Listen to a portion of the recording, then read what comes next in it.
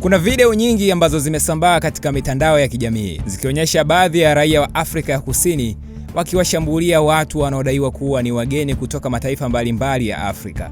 Zimetajwa sababu nyingi zinazowafanya wa Afrika ya Kusini kuwapiga wageni katika taifa hilo. Wachambuzi wengi pamoja na watu wa haki za binadamu wanadai kwamba sio video za kufumbia macho wala kuchekea, kwani sio sifa ya Kiafrika Waafrika kuwafanyia hivyo wenzao bila hata huruma.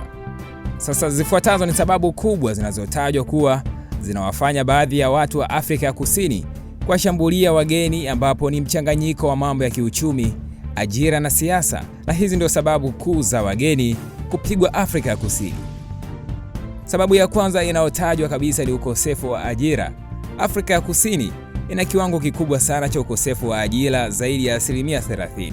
Baadhi ya raia wanaamini wageni wanachukua kazi zao kwa sababu wanakubali mishahara midogo ambayo wao wameikataa, jambo ambalo limekuwa likiwaletea hasira kali dhidi ya wageni. Na hii imekuwa ikitokea sana katika miji kama Johannesburg, Durban na Cape Town.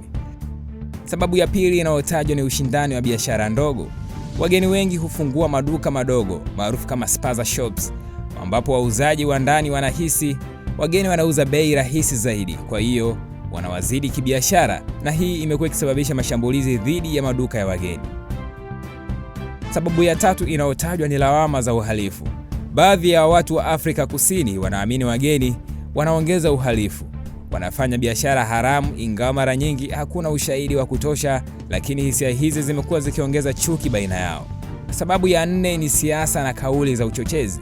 Baadhi ya viongozi wa makundi ya kisiasa wamekuwa wakitumia hoja wageni wanachukua nchi yao.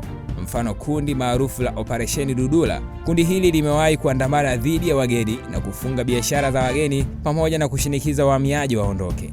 Namba 5 ni umaskini na maisha magumu. Maeneo mengi yana umaskini mkubwa, ukosefu wa huduma, ambapo watu hutafuta wa kulaumiwa, na mara nyingi wageni ndio huonekana rahisi kulaumiwa. Mataifa yanayolengwa zaidi katika vurugu hizi za kupigwa kwa wageni ni pamoja na Zimbabwe, Msumbiji, Malawi, Nigeria, Ethiopia na Somalia. Je, serikali inasemaje? Serikali ya Afrika Kusini inalaani mashambulizi hayo.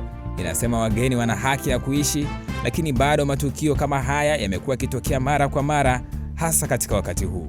Tuwekee maoni yako katika uwanja wa comment. Je, ni sawa kwa taifa la hapa Afrika kuwafanyia hivyo Waafrika wenzao na sio hata mataifa mengine? Kwa taarifa nyingi zaidi zinazogonga vichwa vya habari duniani, tembelea ukurasa wetu wa YouTube.